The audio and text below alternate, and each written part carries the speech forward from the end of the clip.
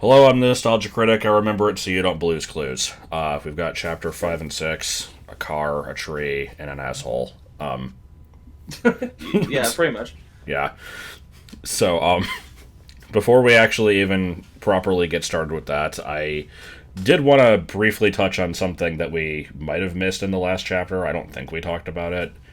There was the whole incident with, Lucius and Arthur fighting at the bookstore, and this was supposed to be set up for how Harry, or how Ginny got, like, Tom Riddle's diary, but I'm pretty sure they don't really drop any hints to anything happening there.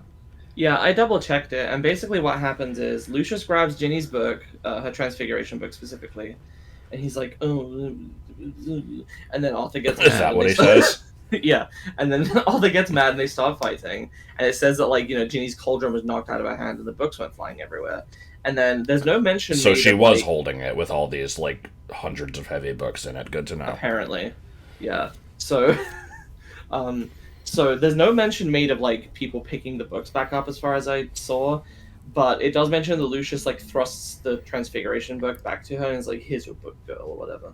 So It's the you best know, your father can do. depending on how big the diary is and how big the Transfiguration book is, maybe it was inside the Transfiguration book Yeah, somehow. that's kind of what I was thinking. My issue That's is probably the most just plausible idea. There's no way the viewer could figure, or the reader could figure that out. yeah. My issue with that is he was apparently supposed to be dumping this thing to basically just make it not his problem anymore, because he was gonna get raided or whatever. But it sounds like if that was the plan all along, it's surprising to me that after being tackled into a bookshelf and all this other crap happening, like he still somehow finds a way to you know somehow pull it out of a pocket and put it in. I don't know, it's weird, but whatever, not a big deal. Yeah. um Remember that this is sort of like Harry Potter's told from a third person omniscient narrator perspective, right? Oh no, it's third person limited. Sorry. yeah, it's mostly only what Harry says. I like how I said the exact opposite of the point I was trying to make. Congratulations. Always good when that happens. No, yeah. So what I'm saying is we're limited to Harry's perspective here. Um, so he just didn't notice it, I guess. But... All right, so with that out of the way, now let's get the other stupid things out of the way, the unnecessary running counters and shit. So, starting with the things that did get changed between versions, one of which you actually pointed out in your notes. They were up at cock crow. That one just got changed to they were up at dawn. I can see why they made this change. Who the fuck says cock crow? I mean, it's when the crow cocks. I guess. I mean, it's when the cock crows. Yes. There were a couple changes to just parts of the car. Boot became trunk, bonnet became hood. I didn't realize the front was called a bonnet. Yeah. There's so many stupid changes in wording that I don't understand. Harry says, check no one's watching, and they changed it to check that no one's watching. Did we need that?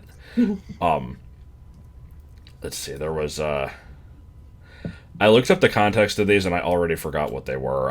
Good on you became good for you. Let's see, timetables became schedules.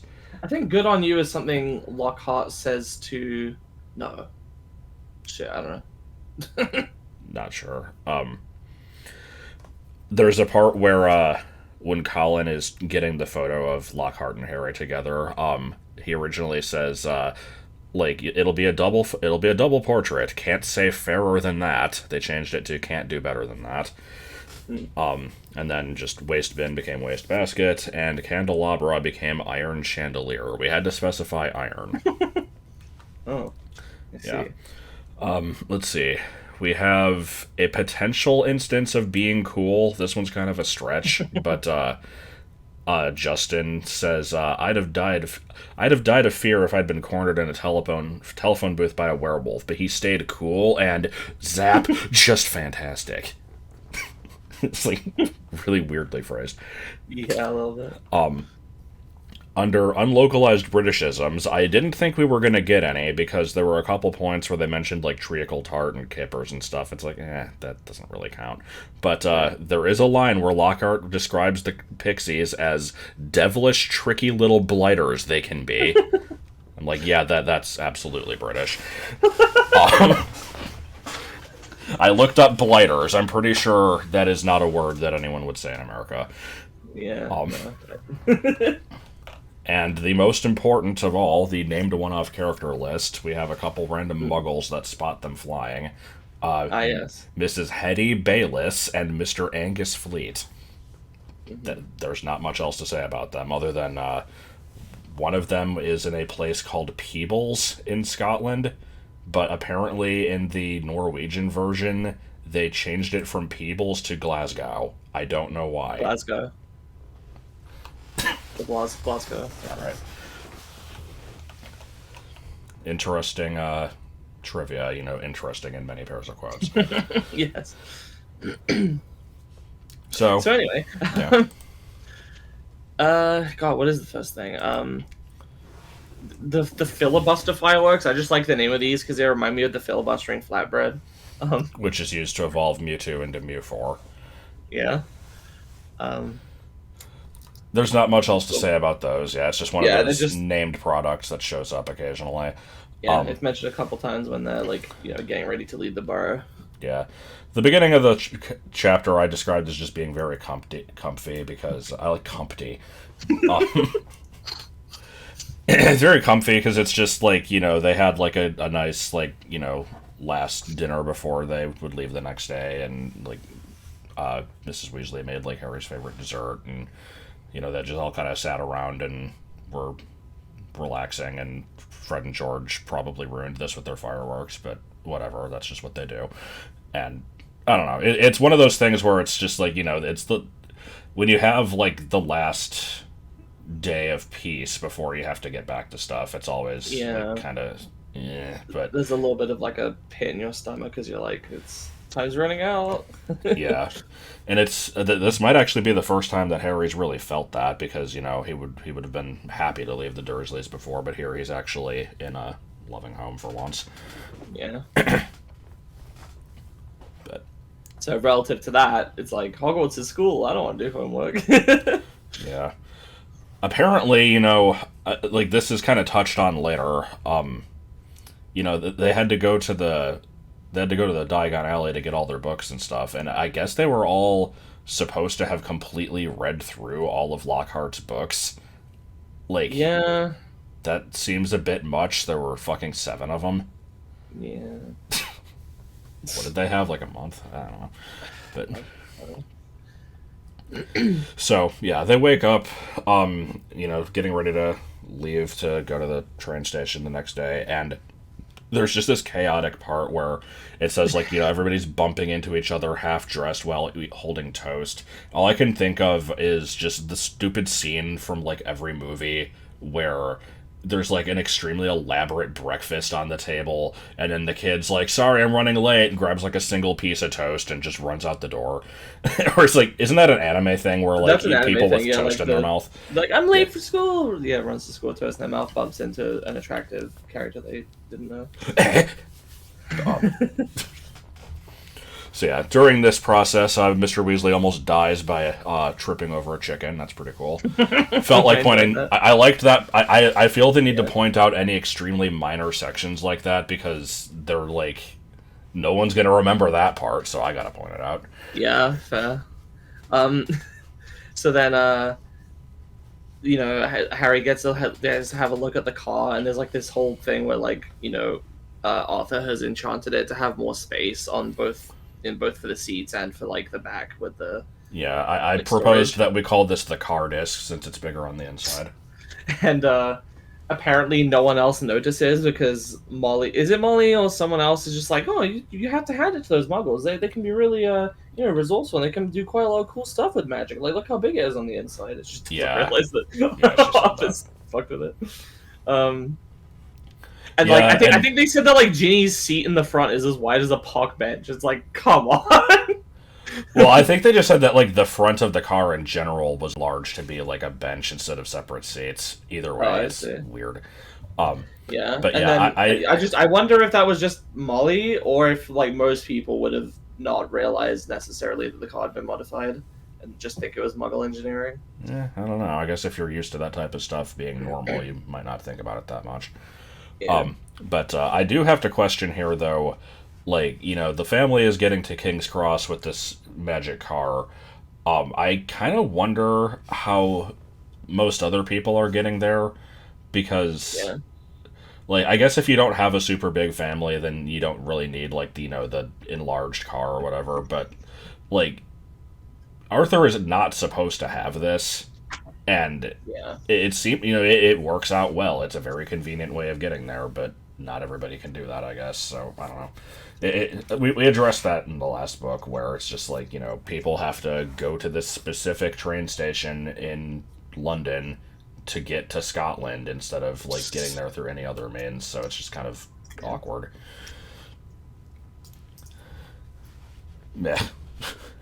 then then we have the bit with they turn around to get stuff 3 times. Yep. The first time was it was either Fred or George forgot their filibuster fireworks, and I'm surprised that they actually turned back for that. Like, It was probably because it was the first thing. They're like, all right, one thing, and then ends up being more important things. yeah.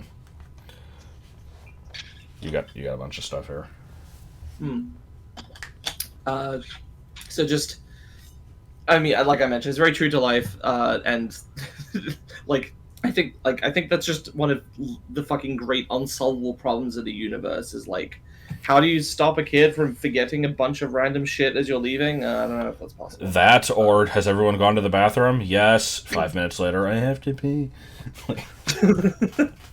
Yes.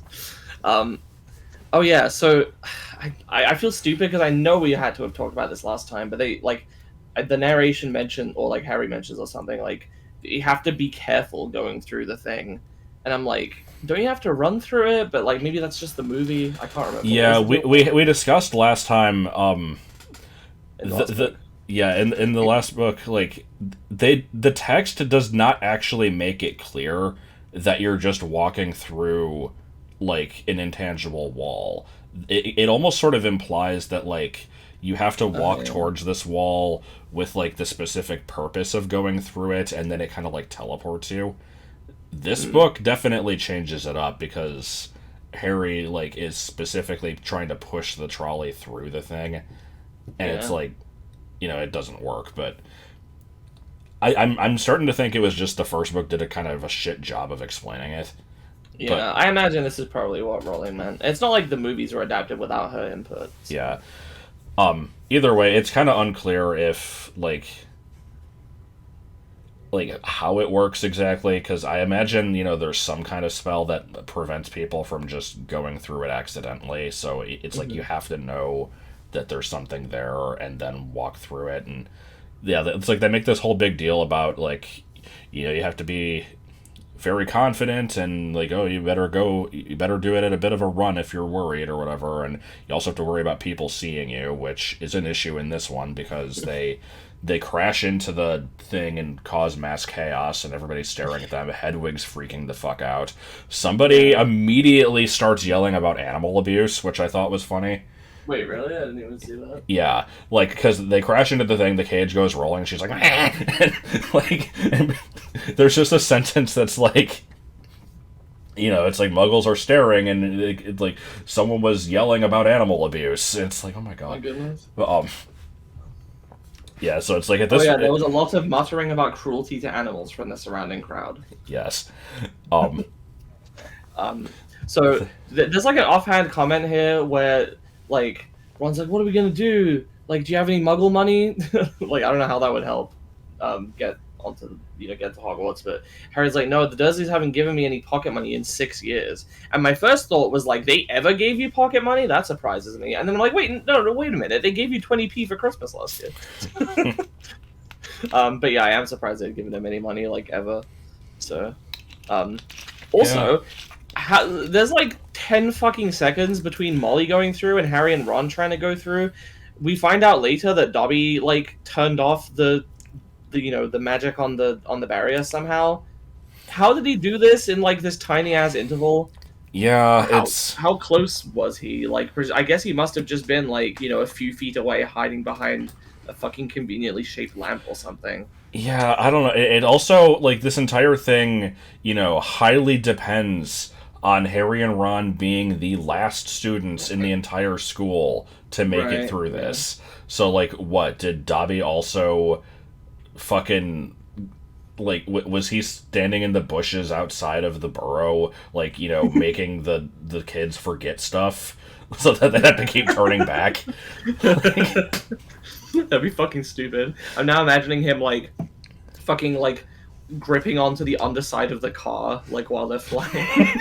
Well, no, they weren't even flying. Sorry, they were driving. But yeah, just underneath the car, like following them, God. like in a stupid movie.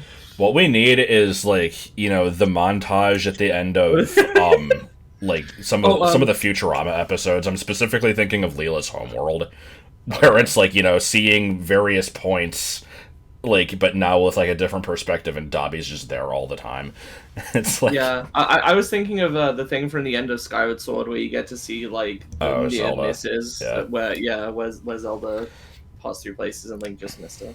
I'm just imagining like Harry's in the shower, Dobby just, you can see him like peeking up in the window, like he's just like somehow he's like under the bottom of the kitchen table when they're having dinner, like, I don't know. And he's just in the window in the background of the cover for Home Alone 2. Every single time, and it's like it just keeps going through a bunch of these scenes, and every time it shows him, he just looks straight into the camera and does like the finger to his mouth, like shh motion. Oh no, that's just reminding me of the barcode. Oh boy. Okay. Anyway, so again, this is kind of the crux of these two chapters, or at least this one is, Harry and Ron's basically terrible Harry and Ron decision are making. kind of stupid. Yeah. Because they could have just like Molly and Arthur would have come back through. They would have seen them, and then they would have been like, "Oh no, what happened?" And they would have been like, "I guess we were a little bit too late." And they would just, what are they gonna do? They're not gonna get mad at them and be like, "Oh well, serves you right, going to Hogwarts." No, they're gonna be like, "All right, let's sort this out." We'll. Yeah, it does make me wonder what backup plan there is. I assume there's like a flu you can use or something. Maybe. Which also makes me wonder, does the length of time that you spend in the flu network like increase based off of physical distance? Because if so, that's gotta suck. Yeah. I don't know. But yeah, so Harry and Ron are like, "Oh no, we have to make a decision right now." And it's like if they took like 5 more minutes to make a decision, that like this would not have happened. Like all they needed to do was just calm the fuck down and not panic so much. Yeah, well, I mean, I think what happened here is basically the equivalent of like In a video game when. Well, no, what I'm thinking is I'm trying to think how to explain it. You know how like it's like I don't want to go to work tomorrow. I'm feeling like kind of sick, but not sick enough to really justify it. But I'll see how I feel in the morning. And then you wake up and you're like, well, I'm not really that sick, but man, I got it in my head that I was going to take the day off, Yeah. so fuck it. So it's basically Ron thinks about stealing the car, and they're like, oh, well, shit, that would be really cool. We got to do it. Oh, wait, is there anything else we can do? No, this is the only way. Let's go. Like, maybe the thing is, I really do think that they thought that was their only course of action because they're stupid and 12. But like, it doesn't really make sense. You're right. I don't know.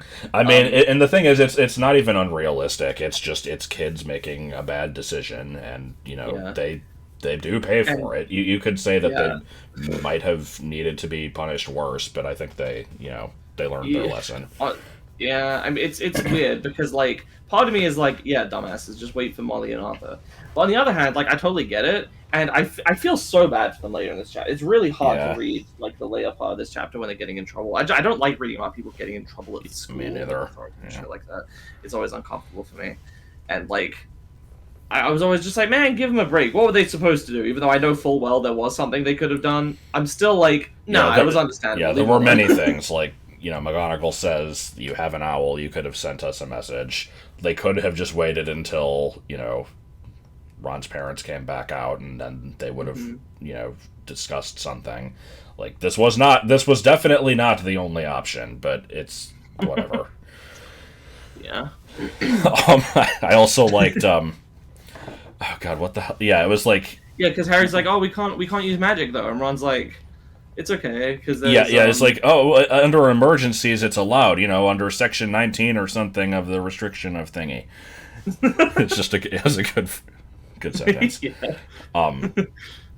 Which actually then, I had completely forgotten that that he was saying, like, we can use magic in emergencies, because, like, right after this, he opens the car up and he, like, starts it by tapping it with his wand. I wasn't sure if this was like, oh, does this not count as magic? But it probably did. It was... Yeah.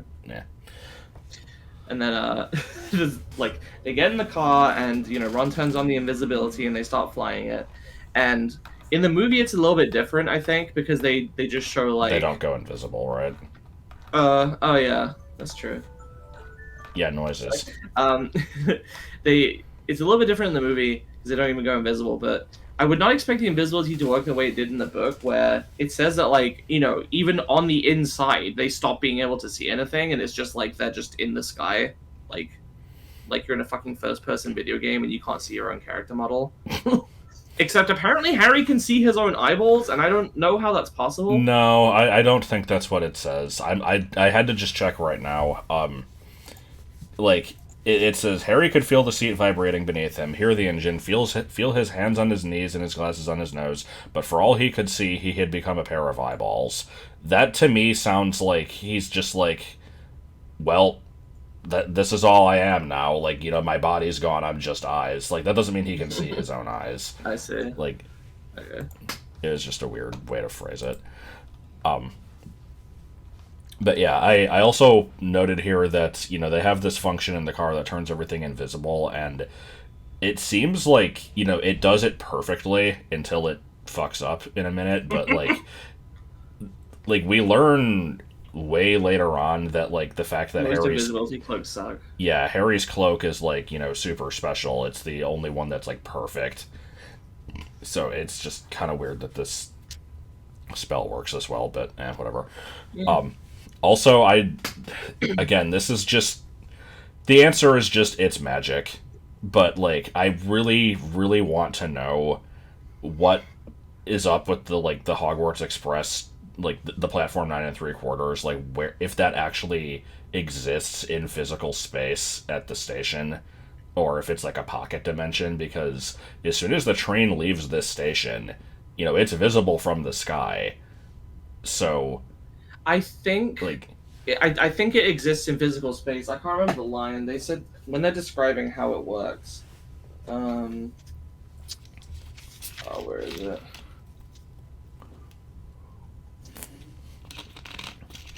But yeah, it's like... Yeah, the tricky bit was getting onto platform 9 3/4, which wasn't visible to the Muggle eye. What you had to do was walk through the solid barrier. Like, I mean, obviously it's not directly visible to them either until they go through it, but I'm assuming it's sort of a Grimmauld Place sort of situation where it's there, but just reality is sort of warped to make it so that people don't normally notice it. So when you're on one side of it and walk to the other side of it, you hit a side warp that just warps you past it. Yeah. Or I guess in other terms, like, if somebody was walking past Grimmauld Place, I think that they would probably just get, like, temporary memory loss or some shit, or, like, just enter a fucking dissociated state or something where they just don't realize they're passing by an extra house or something like that. I don't know. That's my best guess if I tried to, like, apply science to it. Yeah, maybe. Because, yeah, it's like, there's a part of me that's just, I feel like it's weird that, the flying car is magic, but they're not doing any sort of, like, special detect magic thing to see this train. It is just there. So, theoretically, I don't know, that, like, all of this stuff exists. I wonder what happened. You have to wonder how the Wizarding World interacts with, like, satellites. Do satellites see Hogwarts? That's yeah, because like they say that if Muggles see the castle, it looks like an old ruin or something. So like, does that apply to technology? I don't know. You'd think there would be random Scottish hikers that are like, let's go up here. I mean, they'd obviously like leave, and it's Yeah. like the whole thing where it's like they realize they have something else they need to do. But Yeah, it's I feel like that could not work long term, because then people would start to be like, "There's this mysterious place where everyone keeps leaving when they go towards it. Like, what's up with that?" And then they'd be like, well, that would start happening with like YouTube culture where Yeah. everything is a conspiracy. But I fucking I'm pretty sure. Like, I don't think there's been said anything in the canon about this. I do not believe that the Muggle and Wizard worlds could stay separate in the age of social networks. Like, it would not work. Some shit would leak out eventually. With the now I'm just imagining somebody walking with a pedometer at the King's Cross, and they just suddenly go up by 20 steps because they walked past the platform 9 3/4, and like, what happened there? How did this number jump up? Right. There's just too many things that could potentially trip up with that. Lots of interesting holes in this world, but Yeah. none of them really matter that much. So I have a shit ton of notes here, but you can start with yours. Yeah, so there's a line where Ron's like, all right, we're past the towns and stuff, we're in the sky, now we've got to worry about our airplanes, and he laughs. And this exact line is in the game, and it's followed by an obscenely loud airplane engine noise as one of them just fucking screeches past them, barely missing the car. And Harry and Ron are like, ah! And it's so fucking loud. And like, this was it was the Chamber of Secrets PC game was my second game as a kid. My first one was Harry Potter Quidditch World Cup. I played it once, so this was like my first proper video game. And I always fucking hated watching this cutscene at the beginning because it was so loud. I didn't even have headphones. Like, through my speakers, it was too loud. Oh my god. Yeah, I had forgotten about that scene completely because I never really played any of the Harry Potter games, but we did stream this one a couple of years ago, and the piece, like the version I was running, ran like shit, and the cutscene was like all the dialogue was way too fast, and so yeah, it's just It was like a frame rate problem. Yeah, it's just they're talking at the speed of light, and then ah, like it was so good, but See, I've got a bunch of stupid notes here. So yeah, there's again commenting on Ron's airplane comment. It made me think of Draco's stupid fucking claim that he was spending so much of his childhood flying around on his broomstick, narrowly avoiding Muggles and helicopters. And, Yes. I was also just imagining, in the later movies, there's the parts where when they, in Order of the Phoenix, when they are taking Harry to the Burrow, and they're just fucking flying, over the river in full view of Muggles everywhere, and it's like, what the fuck are you guys doing? At that point, the series had kind of lost some of its, original, what would you call it, integrity, I guess. And so I could totally see if this was in a later movie, they would have had them had to try to dodge an airplane or something. And they almost kind of they didn't go that far, but the movie did insert the scene where they almost get hit by the train, which was completely unnecessary, but whatever.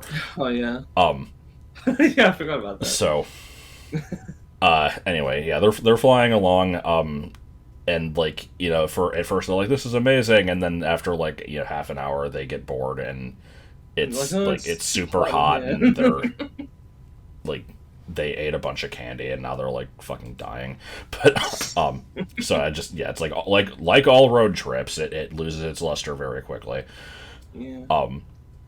There's a weird part where Harry is like, man, if we were down in the train, we'd be able to, get ice-cold pumpkin juice from the plump trolley witch. I'm like, why do we have to mention that she's plump? What is such a pointless detail? But, yeah, they're going for quite a while.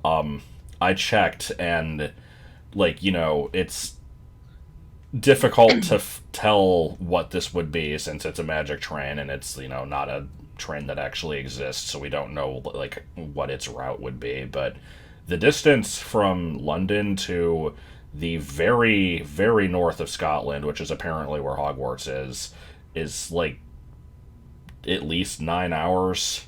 So, And that's what? That's by going on regular roads? Or like by train. Okay, I see.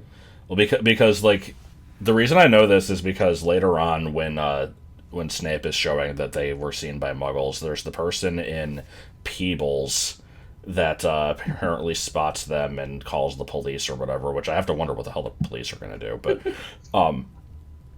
yeah, I check because I'm like, that doesn't make sense. It would have been too dark. I have to check this shit, and I'm getting totally out of order at this point. But yeah, I'm like, okay, how far is it from there? And it's an 8-hour train ride between London and Peebles, which is this fucking tiny village. But so yeah, if the train leaves at 11, it would have been sometime around 7 p.m. And I'm like, shit. In September, would it have already been sunset? And it wasn't. And I'm like, God damn it! I wanted this to be bullshit, but it actually works out. Pissed off. Yeah. But even if it was, it'd just be like, okay, I know. bad at math. Established. I mean, yeah, I like pointing out extremely minor inconsistencies and being like, I gotcha. But yeah. So yeah, this is even further north from that, so it's like 9-10 hours. But yeah, they're going for quite a while, and the car basically starts kind of dying towards the end of it. My headcanon is that it just ran out of MP, because it doesn't take gas, and how does magic run out? I don't know. That's a good point. So it's like, can you get like some elixirs and like pour those into the gas tank? God. But yeah, so they've been following the train the whole time. They kind of check on it every half hour, which to me seems risky because what if the thing turns somewhat sharply? But but yeah, it's like they can see the castle in the distance. The car is barely fucking going anymore, but it's still sort of alive, and it's like. They mention a part where they're flying over the lake, and it says like the lake is a mile below, and I'm like, dude, why are you still so high up? Like the car is dying, like you don't know when it's gonna completely drop. Like if you don't want to be on the ground directly, like at least be low enough to where if the thing starts like completely taking a shit, you can kind of like smoothly get down. Don't make yourself plummet into the fucking lake, or just crash and die. But I also have to question. Yeah. Yeah, I also have to question what's controlling the angle that the car is pointing, because the wheel only goes left and right. But whatever. Does it? Because car wheels only do that. But what if Arthur modified the wheel slightly to make it a bit more like an airplane, sort of thing? Probably. I have no joke to make here, but Harry says, "Watch out for that tree." So, George of the Jungle. There you go. And my last random note for now, at least, is that this car up to this point has just been a car that can fly, and then invisible. Yeah, and they crash it into the tree. Like the Whomping Willow, the tree beats the shit out of it, and then suddenly, with no warning, the car gains sentience. Like, it's kind of weird.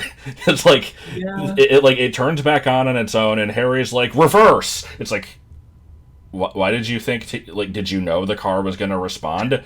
And because it actually does reverse, and then it hang on. It doesn't say that Ron drives it. It says he yells reverse. Harry's perspective. Yeah. I think this could have just been he's yelling it to Ron, and then it's like, okay, yeah, the car moved back. Maybe. Either way, even if that part isn't the car doing it on its own, it then, ejects them from the car, shoots the luggage out, drives off into the woods. Like, it does all this crap on its own. The car is just alive now. Like, I don't know if the tree beat a living soul into it, or, like... That'd be the love bug. I don't know. No, it's just, God, what the hell is it? I'm not putt putt. What's the Herbie the Love Bug, right? speed buggy is the one I'm thinking of, but yeah, it's some combination of the above. Or Knight Rider kit, whatever it's called. The Knight Rider was not evil, but his windshield wipers were. It didn't come up much in the show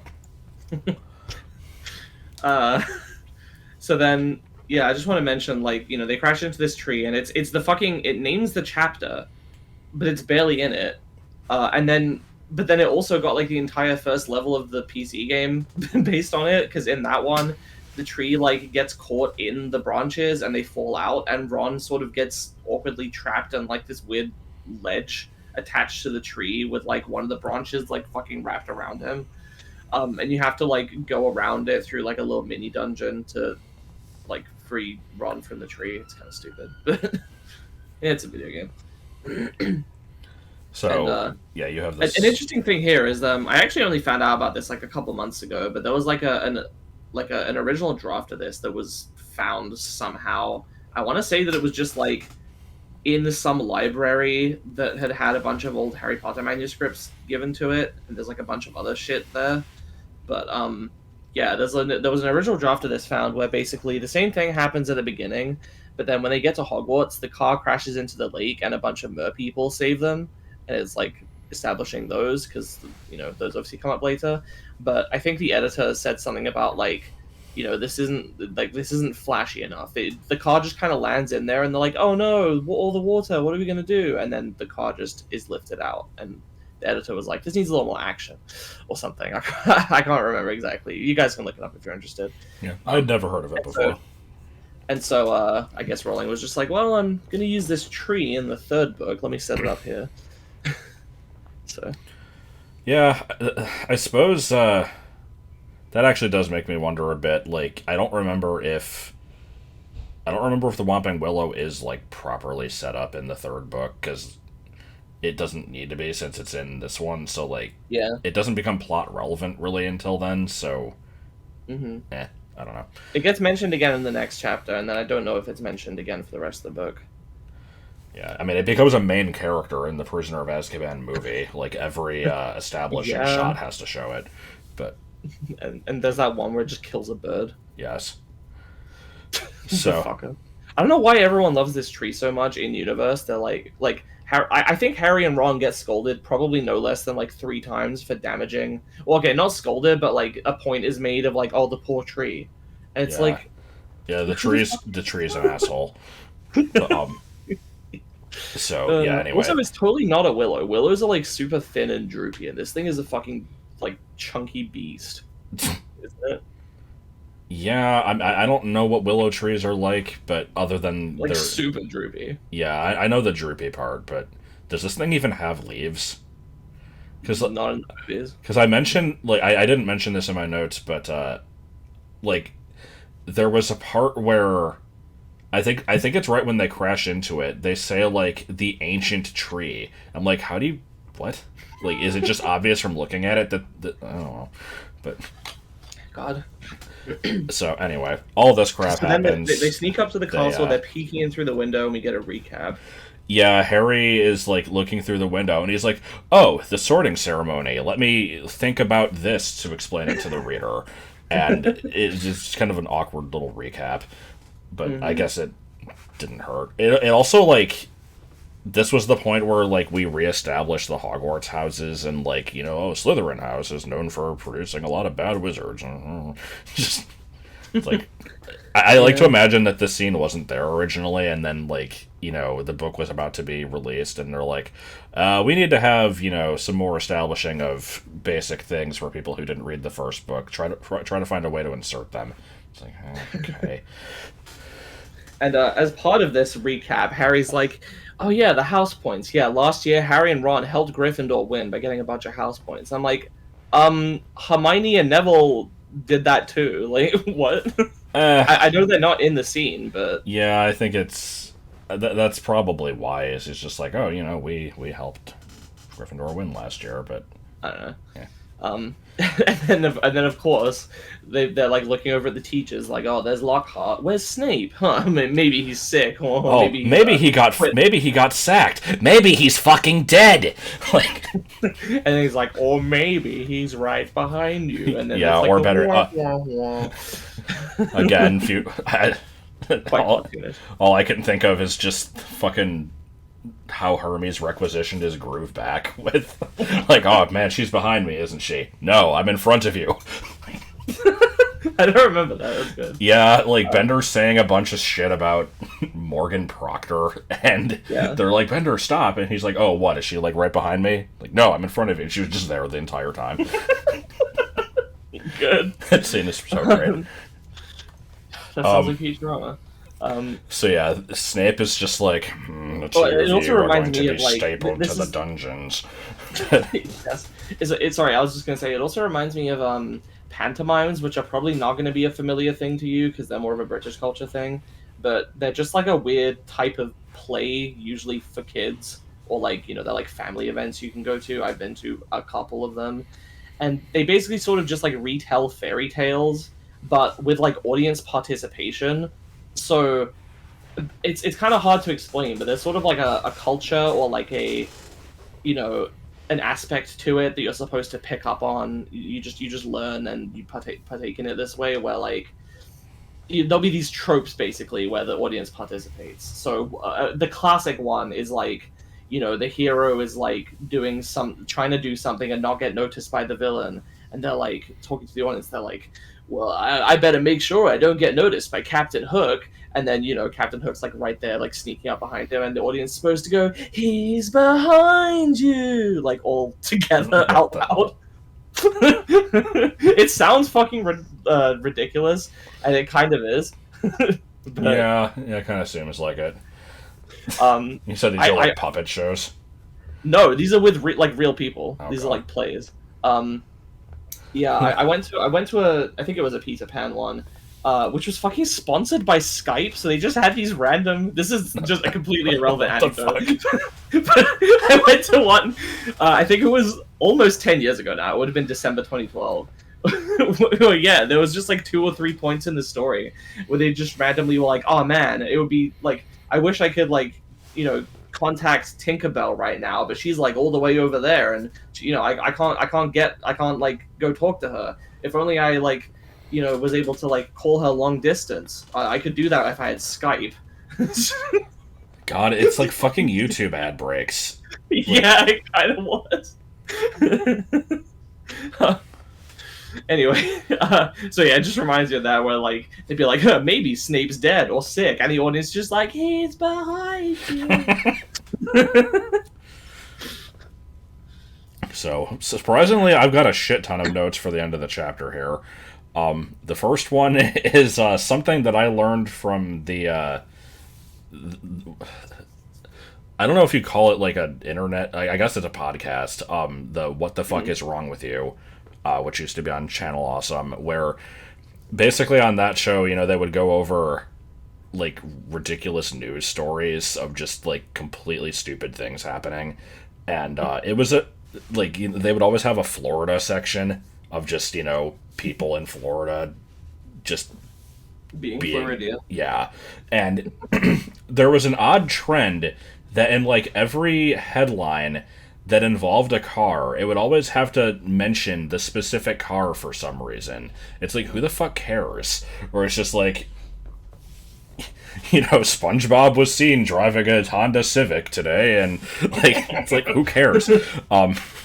I think you mean SpongeBob with the Honda Civic. Yeah, and so the Wizarding World is not exempt from this, because the headline is just like, Ford Anglia spotted flying over London. It's like, not good enough to just say it's a car. But yeah, I don't know. We talked about this like before, and this will probably be the last time we mention it, just because the car doesn't really come up again until there's a little bit of it later in the story. But yeah. We don't really understand the culture of people being expected to know cars, like you mentioned with the Uber thing, where it's like, I'm in the the silver fucking Prius. It's like, what is that? I don't know what that looks like. Yeah, I don't know, whatever. But I just thought that was kind of funny though. So yeah, you have the whole bit where Snape leads them in, and he's just like, yes, you two are going to be expelled, definitely. And then he's like, he does this whole bit where he brings them into his office. There's a whole bunch of like strange pickled animals in jars or some shit. It's and Lucifer in Sun and Moon with the frozen Pokemon. or just the end of every Earthbound game. But Yeah. what was I gonna say? Like, he's basically just like, you were seen, blah blah blah, and then like any time that Harry or Ron try to say anything, because he starts out immediately like, oh, you were too good to ride the train, huh? And he's like, no, sir, we were. And he's just like, stop! And he like won't let them explain at all. It's like, dude, get over your fucking power trip. Yeah, it's really. There's the whole bit that I said with the frickin' Peebles thing. We've done that already. Yeah. It's basically like, yeah, this part is just generally hard to read because he's like, I don't have the power to expel you, so I'll get someone who does. Wait here. And then he goes and gets McGonagall, and they're like, super ashamed to have to be explaining everything to her because very early on, they're just like, we had no choice. And she's like, well, you could have sent us a letter. And he's like, I didn't think. And she's like, that's obvious. It's like, oh my god. Stuff like that is just, ugh. Like, yeah, she's not wrong, but it's just, it hurts. Like, it hurts, yeah. If you get it, you get it. Yeah, and then, Dumbledore comes in, and they're, like, practically in tears at this point, and they're just, Harry, like, can't even bear to look him in the eyes. He's just, like, telling the story, and it fucking even if sucks. You were mad, I feel like you couldn't be too mad at them seeing, like, it's not like they were out here trying to be fucking heroes or whatever. They panicked and made a stupid decision. Everyone does that. Yeah, which, I mean, they might have taken that into consideration, because they get off, pretty easily here. Snape, of course, still wants them to get kicked out, but Dumbledore's like, no, if you do this again, then, I'll have no choice, but for now, like, consider this your warning. And, I also pointed out here, it's like the situation where they explain everything to McGonagall and then they explain it all to Dumbledore. It just reminds me of any time I have to see a doctor, and it's like you tell everything to the nurse and then they leave, and then you tell everything again to the doctor. It's like, why do I have to say it twice? I'm like, all right, go see this specialist. You go see this specialist. Like, all right, tell me everything from the beginning. Like, got that. But what I was surprised by was Harry, as I wrote here, Harry has some fucking nerve trying to talk his way out of not having points taken from Gryffindor, because this is like seconds after he learns he's not going to be expelled, and Dumbledore and Snape go back to the feast, and McGonagall's like, basically kind of wrapping things up before she also leaves, and he's just like, this happened before term started, so we're not going to lose points, right? It's like, dude, don't. You're pressing your luck too hard here. Like, to be fair though, that's totally me. Like, I would do that, and I support it. Like, it makes sense to me as well, because I would feel like if I did lose points afterwards, I'd be like, man, I know I did something bad, but like, come on, that's still not fair. Like, yeah, like, it's the same thing with like when somebody gets in trouble for something they did. Like say it's like on like an online place, like they get banned for something they did somewhere else. It's like, how the fuck does that make any sense? Yeah, it's like, technically that is true. Like, they did this before they were in school. It's kind of unfair to get punished for it.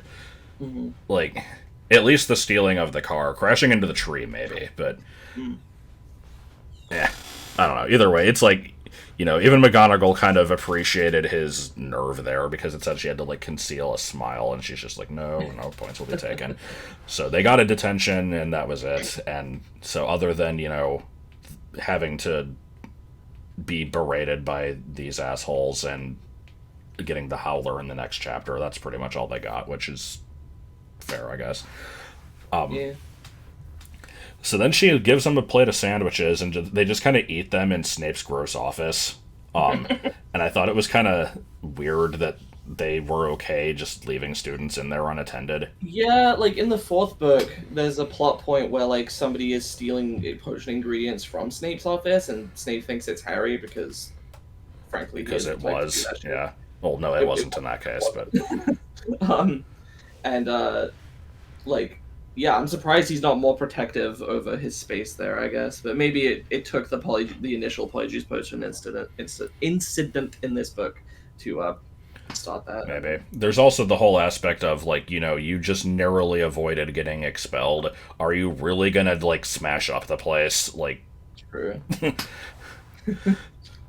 so, yeah, they eat their food. They go back up to the common room. Hermione starts bitching at them, and they're like, "We've heard enough. Leave us alone." The password is Wattlebird for some reason. I don't know what that means. Then they get in, and immediately everybody's applauding, and they're like, "Yeah, you guys are heroes." And it's like, I'm like, you know, I'm immediately questioning, like, you know, is it realistic for this to be happening? And I'm like, yeah. Gryffindor is the, like, attention-seeking party house. Of course they're gonna do this. Like, frankly, I think most of the other houses would probably do it too. To their, if it was one of their own students. Because, like, I'm trying to think what an equivalent to this would even be. Because this is almost like, it's like the reverse of, like, you know, an end of school year prank. Yeah. Where you're just kind of being an asshole just for attention and to, like, you know, I don't know, get one up on the teachers or something. It's like, there's not really any explanation for it other than, oh man, you did something cool. Yeah. Like, they didn't even see it, that's the thing. They just heard about it. I'm also kind of questioning where the rumor even came from, but you know how these things are. It's the same thing with the end of the last book when, you know, everyone heard about what happened with Harry in the Zelda dungeon. Right. Yeah. So, this last point here that I have is that this is, like, the most fucking minor thing ever, but I have seen people question it, and I don't know why.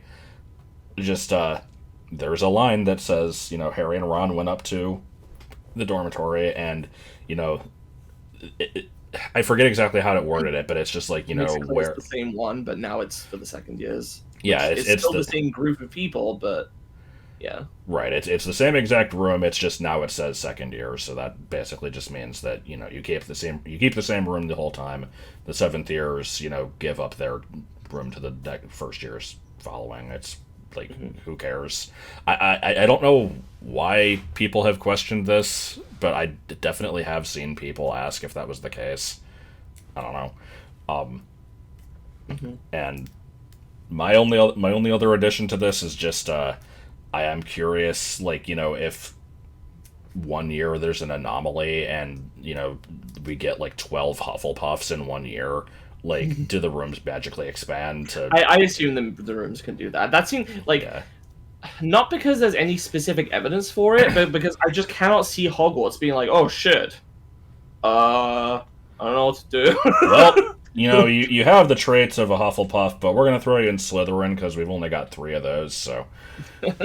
Yeah. They definitely have a solution.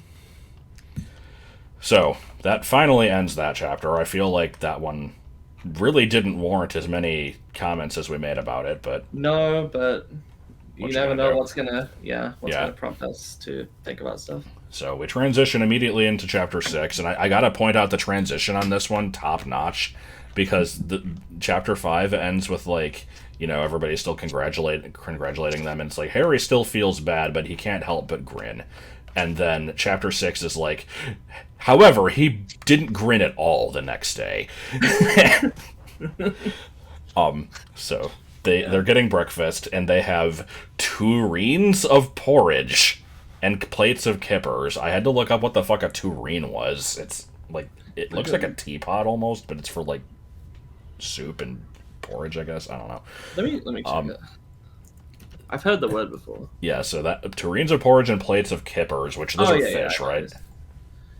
Kipper's a fish, I believe, yeah. Yeah, I've said, like, this is about as British sounding as you can possibly get without it being technically a, like, unlocalized Britishism, so, yeah. And we also begin the chapter with Errol eating shit, which I always enjoy. He flies in and just fucking dive bombs into a milk jug and nearly dies. Yeah. And again, we get, as if we didn't have enough of the characters getting into trouble and getting yelled at and just generally feeling like shit last time. We get the Howler, which I'm almost more annoyed by Hermione being so snooty towards them the whole time because she just doesn't approve of, you've broken rules. Like, yeah, true. I'm gonna say it. I think the Howlers are Whimsy. I anticipate that not everyone will agree with this. I wonder what you think. I don't agree, but it depends on how they work, because as far as I'm concerned, the entire point of them is they're like, oh no, angry letters aren't enough. We're magic folk. We can make them scream at you. Why? Because we can. And because angry letters not enough. It needs to scream at you to get the point across. Like, come on. My thing is, like, I feel like, if a howler is something that you can specifically create on purpose, they do have a reason to exist. And it's like, it's to shame you in front of whoever else you it's like, if you don't think the punishment is bad enough as it is already, and it's like, I need to make all of your friends know what you did and, like, embarrass you in front of them, like, that might actually be the motivation to, like, make you, stop doing whatever you did or whatever. Like, I don't agree with the idea of sending them. I think it's a dick move, but they at least have a purpose. If that's the case, I would not count them as whimsy. If it's the type of thing where it's like, the letter picks up on the angry feelings of the writer and just becomes a howler on its own volition, that would be whimsy. I don't think that's the case. I think you do have to send them on purpose. I still think it's whimsy just because it's like, I don't know. I mean, it's not far off. It is kind of petty. We can leave that one up to opinion. I could go either way on it. We don't need a counter. We're just making note of whenever. But yeah, I mean, I'll add it to the list if people in the comments think that it should be. So speaking of howlers, yeah, I have a few questions about howlers here because Neville is like, you better open it. It'll be horrible if you don't. And I don't think we ever see what happens if you don't open a howler. There is a part where Neville gets one in a later book, I think in the next one. And he, like, takes it and, like, runs out of the Great Hall and you, like, hear it yelling at him or something. I'm not sure if that was him opening it out there or if it had, like, the time limit had expired and it just burst open on its own. I assume it bursts open and it becomes even louder. Maybe. That's just my head. But I'm also questioning here, Neville says, like, I've gotten one from my gran once and it was horrible. It's like, when did this happen? Because Harry doesn't know what a howler is. Like, but why would he get one at home when he lives with her? Yeah. Like, either, he was staying somewhere other than with her and she sent him one, or she sent him one at school, like, while Harry was in the hospital wing or something, which, like, what would have... be in the hospital wing. It could have been in the middle of the day during a weekend, right? Like, Harry was off on the ground somewhere. Hogwarts is big. Yeah, maybe. I'm also just kind of wondering what Neville would have done to, like, deserve one, but... Yeah. Left the tub running. And the stove on inside the tub. But, yeah, so there's this whole bit, Molly's screaming at Ron, and part of it is like, your father is facing an inquiry at work over this, and... does it say inquiry with an I for you? Let me check. I thought it did. What does it say for you? It's an enquiry with an E for me. Where is it? INQUIRY.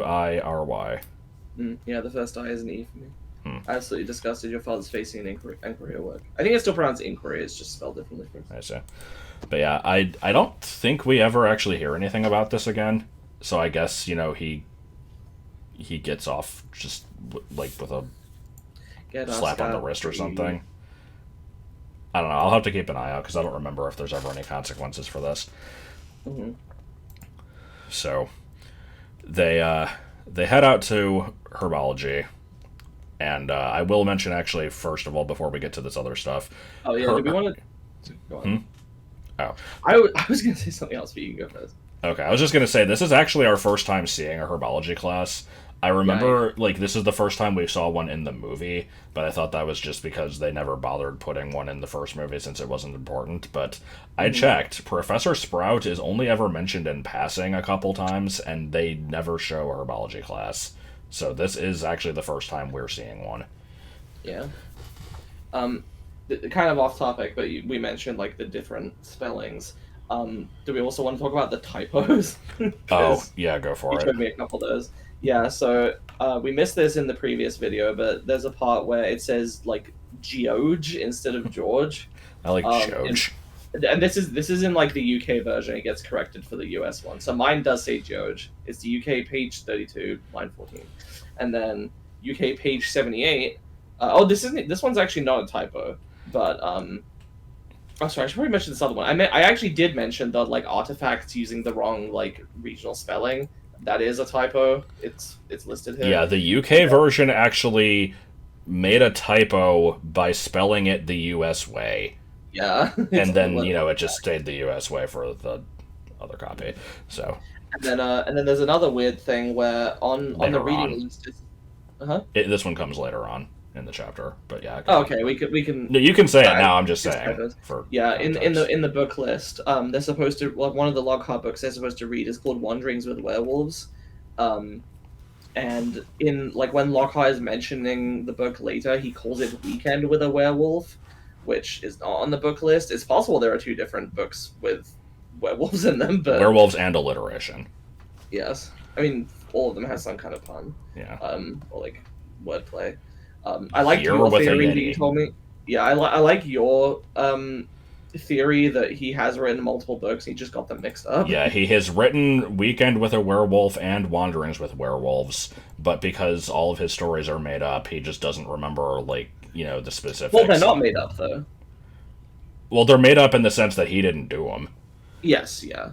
The part where he happens to slip into the book, like, oh, by the way, my greatest, the best gift I could possibly receive. He forgets which werewolf book he puts that one in. Is the respect that I received. God.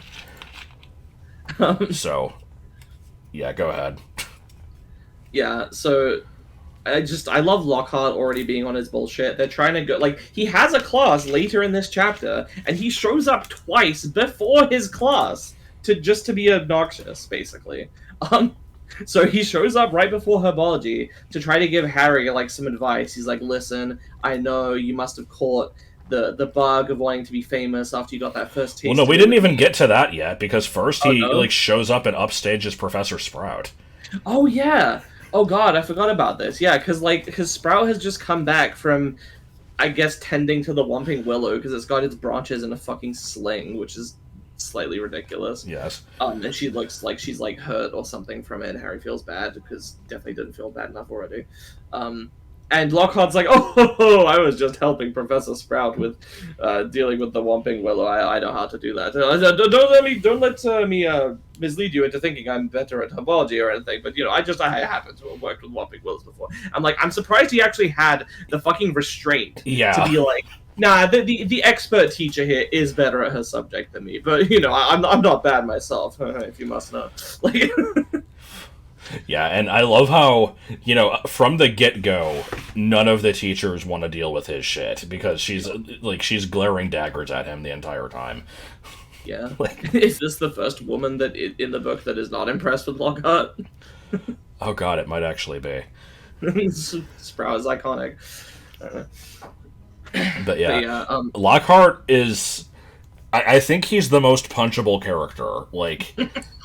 He's not the worst, because, you have, Umbridge and obviously, the actual villain characters. Not that Lockhart isn't a piece of shit, because, he did all these memory charms on people. He's a minor villain / antagonist. He is such a fucking dick. I hate him so much. Every time he shows up, I'm just like, dude, fuck off. Yeah, and I have something to say about that in a minute. But first of all, he's talking to Harry. He's like, I get it. You want to be famous. I should have been more careful. Take it from me, Harry. You're not quite there yet. You could get there, but you got to start out more humble. He sounds like a fucking influencer coach or some Yeah. shit. Yeah, and then there's, like, this entire thing, for he's just like, Harry, Harry, Harry. He keeps saying it 3 times, and he's, like, just fucking obnoxious as all hell. Patronizing him to the nth degree. Yeah, and so he's just like, when I was, I was just as much of a nobody as you were when I was your age. In fact, you might actually, I might have been more of a nobody because a few people know about you, right? And it's like, and it's just like, it doesn't match up to me winning the, most dazzling smile award, but it's a start. It's like, dude, fuck off. Like, maybe Harry didn't do anything to deserve, causing the downfall of Voldemort, because it was not, his intent. He was a fucking baby. But, still more notable than come on.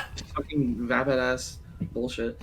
Yeah, and so the funny thing is that I never even really picked up on him, being unlikable as a kid. I just found him funny. I was just like, oh, this silly guy. He doesn't realize that Harry, doesn't want this. Oh, he's just such a fool. And I didn't even realize oh, this guy's supposed to be a fucking asshole that you hate. I was just like, oh, what a goofball.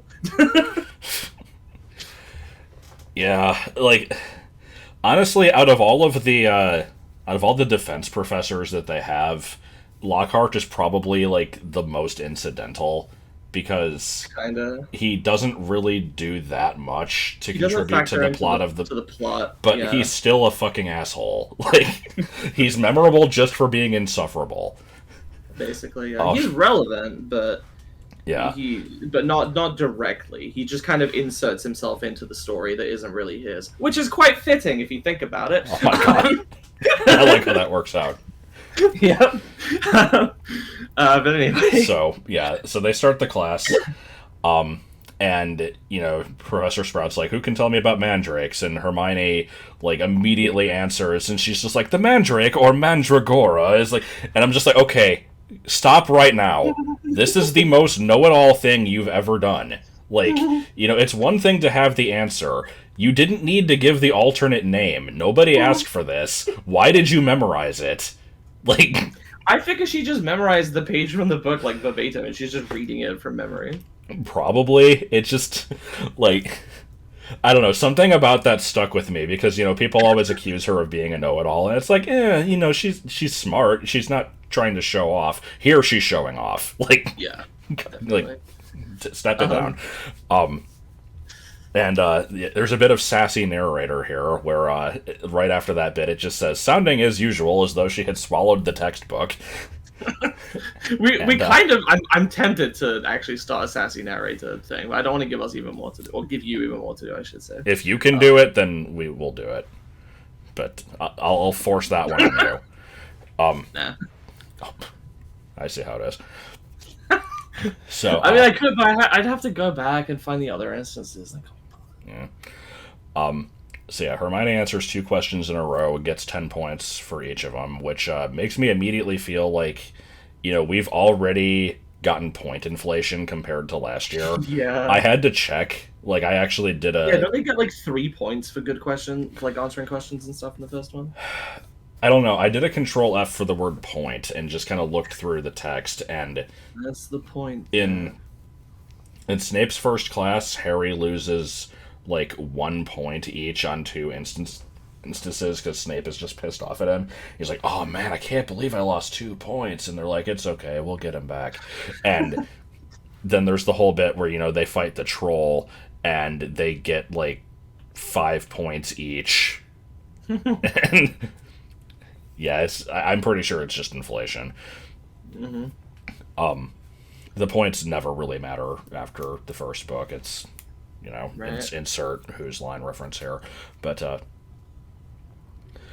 then, again, most minor point ever, but Harry describes the mandrakes as being purplish green, which isn't a thing. Purple and green are not colors that are next to each other on the color wheel, so I think purplish green would just be kind of blue. The only thing I can think of is the neck of a pigeon, because it's iridescent. Yeah, I don't think they're iridescent. Yeah. So, I don't know. this is also a minor point from me. So they mention like, oh, you gotta put on these earmuffs to like protect against the screams because the adult ones will kill you. These ones will knock you out. What she, And it's by like, the way, I gotta interrupt. She doesn't tell them that yet. She's like, the cry of the Mandrake is fatal. Everybody put on headphones, or like these earmuffs, so you won't be able to hear it. And then after they do the whole thing, she's like, so these wouldn't have killed you, but it's like, God, yeah. But yeah, it says that everyone tried to seize a pair that wasn't pink and fluffy, and I'm like, I can believe that for 12-year-old boys, but I feel like the girls either wouldn't care or they'd be like, oh, the pink one. Like, I know I'm being stereotypical here, but they're also 12, and like, Yeah. I don't know. I feel like I've seen that kind of behavior. With like, yeah, let's get the cool, like, fancy one. I mean, no, it's the there's same, no girls in the class. Oh, yeah, clearly. Same logic with like, I don't know if this is a thing in America, but over here, like 12-year-old girls would always have like gel pens in their. Yeah, I've seen those around a lot. Again, it is like, sorry, it also reminds you. Did you know any girls that would write tiny hearts as the dots on I and J? I mean, I've heard of that stereotype. I don't know if I've seen it. I've seen it in person. I was never like close friends with any girls, so I never really saw. I was close friends with a few. I think the only time I ever actually saw it was I just was sitting next to one in science. Next to one, one of those girl folk. A female. Totally not. Yeah, femoid. Totally am not one myself. Yeah. So, anyway, yeah, there's this whole bit with the Mandrakes. They're repotting them. I looked up a little bit about these, because, like, I feel like this is probably common knowledge, but, like, Mandrakes, as an actual thing that screams and kills you obviously don't exist, but like there is a plant called that, and it's based off of the fact that they have like weird fucked up roots that looked like human bodies sometimes. Yeah, and so there's like mythology and folklore about them being secretly little plant people. Yeah. So I don't really have anything to add to that, but if anyone didn't know, now you do. Oddish is based on them. Yep. I can't hear, like, when she says the Mandrake or Mandragora, like, all I can think of is the AVGN Castlevania 64 episode where he keeps saying Mandragora. He puts, like, a weird emphasis on it. Yeah. But anyway, so yeah, they're doing this stuff, like, she pulls the one out, it screams, she pre-pots it, and then tells them, this is what you're going to be doing in this class. My first thought was, like, if this thing is this dangerous, it seems like it would have been a waste of time to put this in the actual book, so I can understand why they would just, kind of speed things along. But if this was a real class, they would absolutely, have a system where it's like, okay, everyone put them on, I'm gonna, like, shout, and if anyone can hear me, raise your hand, and then we'll get you another pair. Like, they didn't test this shit at all. Like, it's like, put them on, here we go. But, anyway, this then immediately made me think, how many jackasses are there, over the years, that all the years this school has been, going on, where there's someone who's like, I want to hear what they sound like, I'm sure it'll be fine, and then, they, like, don't put the thing on all the way, like, leave the little bit of their ear exposed and then fucking pass out or whatever. Because there's always somebody that has to be like, I'm too cool for rules. And if you've ever read Fablehaven, Seth is absolutely that type of kid. He's a fucking dumbass. I haven't read the books, but didn't you say that the entire, like, conflict of the first book is caused by him being a jackass and not following the rules he was given, like, immediately? Yes, they're like, okay, there's gonna be, hundreds of, like, monsters and demons and horrifying things outside the house tonight, and, like, they're extremely dangerous, but, the house is under a spell where as long as you don't, like, open the doors or windows, they can't get in. Like, don't look out the windows, because a lot of them, like, can find ways to convince you to let them in. Like, don't do it. Like, we're gonna give you earplugs, you just gotta lay in your bed, deal with it, it'll be over in the morning. And the first thing he fucking does is he, like, takes out the earplugs and, like, pulls open the curtains. He's like, man, I want to see what's out there. It's like, asshole. God. Little bit of a tangent there, but Yeah. So speak again, still on the herbology branch here. That doesn't work. Never mind. What? Still, I don't know. Why is it the venomous tentacula? Shouldn't it be venomous with an O? Yeah, I looked that up, and so in my copy it's VENOM. Oh, really? But I looked it up on the wiki, and it just says, like, for venomous tentacula, the main spelling is with an O, but it also says, like, also spelled with an E, or the venomous tentacular. Like, I don't know. Weird. It's weird. That feels like a typo, but Yeah. I feel like I've also seen it in other places, like the games or something. Behemoth Fozbat. I like the behemoth Fozbat.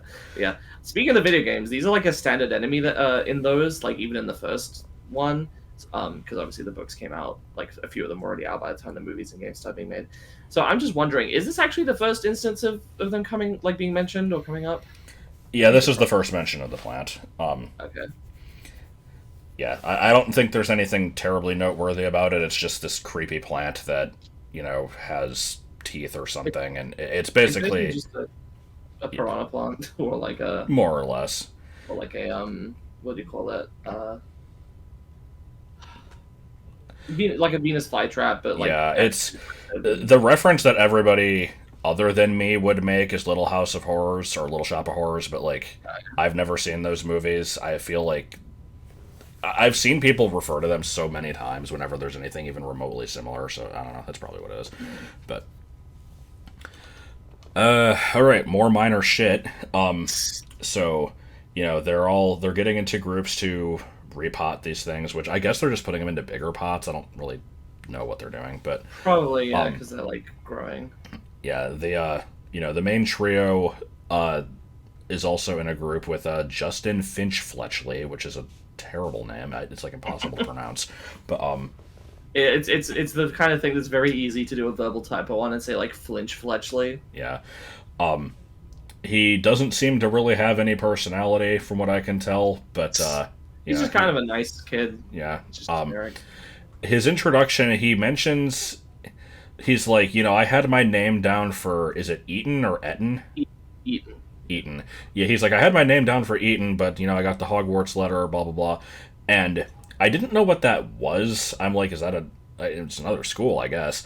And I had to look it up. I'm like, oh, wait, this is a real school in England. Okay, yes. So, and I'm like, oh, right, he is Muggle-born.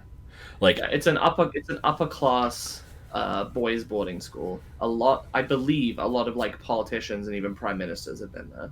I see. So that's kind of, I'm trying to think of what the equivalent would be, because it's not. I don't think it's not like a university, so it's not equivalent to like like a Harvard or an MIT or like an Ivy League type of thing. It's sort of a secondary school type of thing. I'm trying to think if there's, I don't know.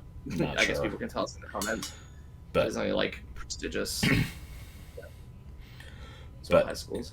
So yeah, he says, I was gonna go there, but then I got like accepted here, and he's like, my mom was disappointed, but then I showed her all the Lockhart books and blah blah blah, and now she's like, oh, it'd be great to have a wizard around. It's not at all hard to tell that like, this was meant to show that he was Muggle-born, but somehow I like just didn't notice that the first time I read the chapter, and I had to like go back. Oh, yeah. I only really started to take notice of it when Colin also showed up. I'm like, man, what's with these random like NPC characters showing up, and both of them are Muggle? But oh wait, yeah, it took me a little bit. Both of them exist to get petrified later. Mm-hmm. So anyway, they finish the class, then they go to. Yeah, it's not only to set up the conflict, but it's probably like, Rowling was like, I'm trying to think through the logic here. She's like, okay, the plot of this book is like there's, like wizard, like pure blood supremacy. They've got this big monster going around, like turning kids to stone. All right. And then it's like, it would be better if it was kids that we knew, but I didn't introduce that many Muggle-born students in the first book, so I got to add some. So I guess that's basically what it is. I'm actually surprised. Dean Thomas doesn't get petrified, does he? Because he's Muggle-born, I think. Yeah, I suppose they could have done Dean. I don't know. But anyway, so they finish that class. They go to Transfiguration, fail at turning beetles into buttons, and it mentions that Ron has tried to fix his wand with a spello tape, which is a pun that doesn't work if you don't know what sellotape is. It's so weird to me that you guys don't call it sellotape. That's just what it's called. Yeah, I don't know. It's just Scotch tape. But Huh. I'm curious about this tape though. Like, I wonder if it, actually has any magical properties, or if it's just tape. I assume it's just tape for the wizard market. They can't exactly have the Muggle market sell to wizards, right? I mean, I guess they could. They could. But... Because I looked it up, and it's like, it's been used in other cases to like hold the Monster Book of Monsters shut, or just to repair this or that. But it's like maybe it's like magically tough, like maybe it resists magically enhanced force or something. And so yeah, Ron is trying to use this wand, and it's like fucking up catastrophically. It keeps producing like rotten egg smoke and stuff, and it's like, yeah, I mean, the thing is broken, that tracks, but then I realized that Hagrid had his wand snapped in half when he got expelled, which is a whole stupid thing on its own. That'll come up later. But like, it's very heavily implied that he has the pieces of this wand in his umbrella, and he has done magic with it, and it's worked just fine, so kind of weird. I don't know if we want to discuss Hermione's crush on Lockhart. The kind of thing where, like, have you ever had, a device or something that gets pretty badly damaged, and you're like, man, how the hell does this thing still work? And then another, I know you have actually. Yeah. And then another thing. Yeah, and then another thing that drops like an inch and fucking completely dies. Like, yeah. Sometimes these things are just a little unpredictable. Suppose so. Also, I think this is like the stupidest thing to bring up ever, but there is a people have noticed that wand length apparently like corresponds with height fairly often in the series, and so I think Hagrid originally would have had like a really big wand, so maybe like half of that is still good enough. But anyway, what they say about wizards with big feet? They got big long wands. I don't have anything to add to that. Yeah. So yeah, like I said, they after that class, they they head to lunch, and Ron looks at Hermione's schedule, and it's got Lockhart's name like surrounded in hearts.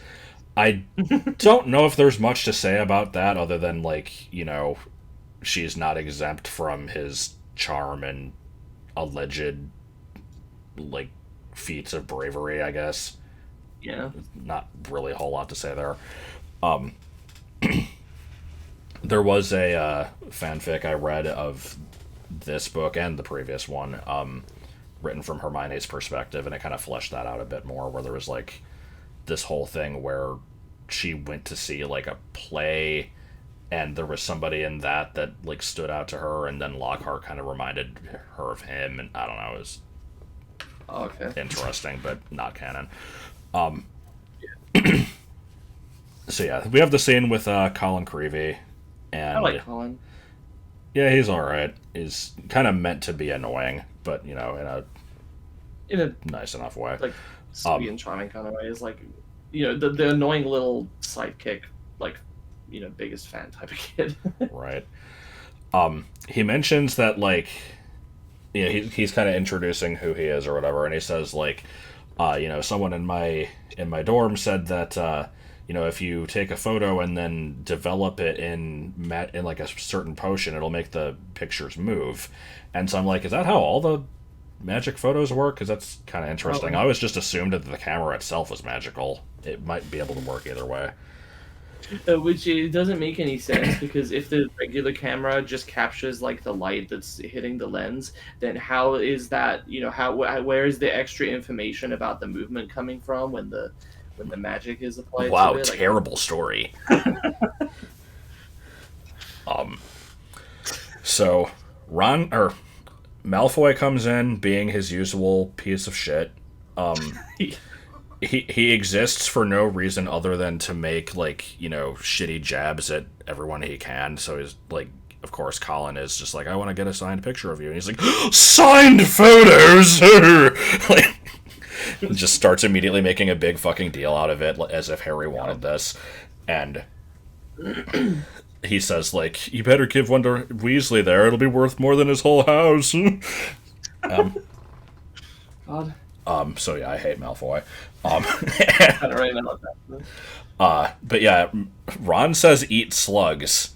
But this isn't the scene where he like tries to curse him and it backfires. That's not until later. I didn't And he doesn't realize. say eat slugs. Yeah, I didn't realize those were two different scenes because the movie just combines them.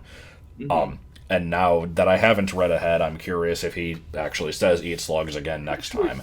I don't think he would. But yeah, Yeah. So it was at this point when Colin is giving his backstory. I can't remember exactly what he says, but he also makes it evident that he's Muggle born. He's like, oh, it's so cool that magic stuff, and I'm just like, okay, yeah, I see what you're doing here. You're setting up these Muggle born characters because the conflict is about the blood purity or whatever. It's I basically only wrote this down because I wanted to mention the trope of the law of conservation of detail, which, if you haven't heard of it, will probably like make a lot of sense if you've seen any story ever, which is just the idea that authors don't include things that aren't relevant usually, or at the very least, stuff is not given focus unless it's going to be relevant in some way. It kind of ties into the idea of like a Chekhov's gun as well, where it's just like, actually, to be fair, those are usually not necessarily prominent, but. Yeah, I would say that I would say finding the locket in book 5 and then having it be relevant later is kind of a Chekhov's gun, but it's also kind of the same thing where it's like there's almost this whole chapter of them just cleaning like Grimmauld Place, and it exists purely to have that like bit of info dropped. Yeah, pretty much. So yeah. Like I said, law of conservation of detail is just they wouldn't like she would not have bothered to write in and introduce Justin and Colin at this part of the story and have them be Muggleborn and all that if it wasn't for some purpose. Yeah, and pretty so much. if you're coming at it with knowledge from what happens later, you can see the sketch underneath for the writing here, but that's fine. Yep. It's a story. So you've got more here. Oh yeah, of course. So Lockhart shows up again, even though it's not his class yet, and once again it's like, oh Harry, you're gonna look big-headed if you keep doing that. All right, I'm gonna cover for you this time. He's like, oh yes, you can get a picture of me and Harry. There you go. It'll be double the it'll be what was it? The fucking British version. It's like can't say nothing... fairer than that. Yeah. And he's like, Harry, you can't keep doing this. You gotta get a little bit more notoriety to your name first. Oh, yes. It's just being insufferable as usual. Yes. And I have to question, like, is he actually so stupid that he really believes the shit he's saying about, like, I think he Harry's is. I think he is too, but there's also the possibility that, like, he's just antagonizing Harry for one reason or another, or just... I don't think he is, because he doesn't have anything against Harry. Like, he never had any reason to. Yeah. I think he's just a dumbass. Probably. And then, so... we kind of transition here into his class, and I actually skipped a note earlier, but it's better here anyway, that, I like how this is more a note about the games, but I like how they'll take details from across the books and manage to put them in the games, like, not even necessarily in their original context. They'll just treat it as a part of the world that they can use and refer to in their own way. So, like Martin Miggs, the Mad Muggle. Yes, so, like, Lockhart introducing himself, he has, like, the same sort of introduction here. He mentions, like, the Most Charming Smile Award and stuff. It's just, I don't know, I like how they sort of reuse that stuff throughout to give more context to make it a little more fleshed out. I also like that his list of titles he gives is very revealing if you actually listen to it, because they're all basically... like, yeah, this was a good observation. I kind of just breezed past those without even thinking about it that much. It's especially so in comparison to Dumbledore, because I think we got a similar list of titles for him last time, where, like, he's the Supreme Mugwump and, like, Order of Merlin First Class. So Lockhart's list of titles is Order of Merlin Third Class, an honorary member of the Dark Force Defense League, and the 5-time, like, 5 in a row winner of the Witcher Weekly's Most Charming Smile Award. So, we don't know obviously the last one is vapid. Yeah, the Smile Award thing is completely vapid and meaningless. Who the fuck cares that, some tabloid magazine thinks you're attractive?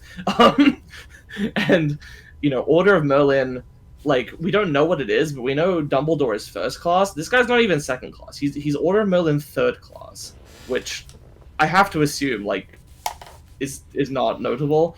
And then he's an honorary member of the Dark Force Defense League. This guy who's supposed to be teaching them defense against the dark arts is an honorary member of this defense league. He's not an official member of anything more notable than that. This is the best he can come up with for, like, accolades. Is just 3 fucking... the best one is probably the Order of Merlin, but we also just don't know much about that one. Right. It's so stupid. I also love this introduction where he's just like, but I didn't get rid of the Banshee of whatever it was. I looked it up. It was just somewhere in Ireland. Yeah, he's just like, I didn't get rid of her by smiling at her, and he's like waiting for laughter, and a couple people are just like, I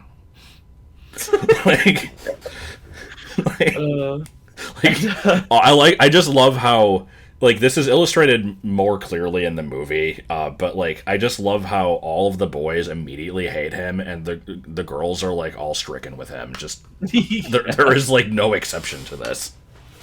Yeah, except for Mrs. Sprout, or Professor Sprout. Apparently. So this was, I actually noticed this, like, before even getting to the test, because he gives him this ridiculous test, but when Harry's looking through the window in the previous chapter and he sees the teachers, he says that Lockhart has aquamarine robes, and in this one, in like 3 separate occasions, it's described as turquoise. So I have to imagine that Harry is very good at distinguishing similar colors, and these are different robes. Because I'm used to colors based off of, like, the Crayola crayon colors, not necessarily, like, the official terms for them, and I'm like, aren't those pretty similar? And I look them up, and they're, like, fucking identical. I always thought of aquamarine as being, like, cyan, and turquoise as being more, like, teal. Well, like, they're both between blue and green, but I think of aquamarine as being, like, sort of sharper and more saturated, whereas turquoise is much more, like, muted. Yeah. Again, if you just go off of Google results, they look like the same fucking color. It might just be the type of thing where, like, people have different thoughts of what they are. But either way, I noted this as, like, the most meaningless thing ever, but I'm like, whatever. But then, he gives them this test. He's like, I'm going to give you this little bit of a quiz here just to make sure that you've, read the books, which was... I'm wondering if it was ever even explained that they had to read these books. But, yeah, it's fucking, 54 questions? And they have a half an hour. It takes up the majority of the class. And the first question is just, what is Gilderoy Lockhart's favorite color? And, all the other ones are equally as pointless. And I'm just like, well, it's probably fucking aquamarine or turquoise. But no, it's not. It's lilac. Which I think probably the most accurate name for, like, my favorite color. It's sort of a light, slight, like, purple, closer to bluish purple. It's sort of pale pastely purple. But yeah. And then there's an interesting point here in the quiz where one of the questions is, like, what is Lockhart's, like, biggest wish or something? It's, when is his birthday, and what would his ideal gift be? And his gift is, world peace. Well, specifically, it's harmony between all magic and non-magic peoples, which is interesting because obviously that's, like, a thing that comes up in this book a lot, as we keep talking about. And he's all about his image, so it indicates to me that, like, the fact that he's saying this means that he thinks this will be, like, a popular thing. Like, people will like him for this. Yeah, well, there's 2 ways it could be taken. Either he does believe it, or he's saying it for the clout. Basically, yes. And even if he is saying for the clout, that doesn't necessarily mean he disagrees with it, but he might not actually just care that much. Yeah. But it's interesting because it's a good indication, right? Like, Lockhart is the type of person that would go with what the majority opinion is, and this indicates to me that, most magical folk are like, yeah, let's get on with the Muggles. They're cool. Like, yeah. So the Malfoys of the world are, I guess, the minority. So basically, just the Slytherins. Yeah. So gone. But yeah, and he's like, oh yeah, I wouldn't mind a bottle of Ogden's Old Fire Whiskey. And right, yeah. So the questions we get are, what is his favorite color, his secret ambition, which is to rid the world of evil and, like, create a hair product line or some shit. Protect the world from devastation, unite all peoples within our nation. We see what in your opinion is his greatest achievement to date, which how can you get that one right or wrong? Yeah, what the hell? And yeah, 54 questions, and the last one's when's his birthday, was it ideal a gift?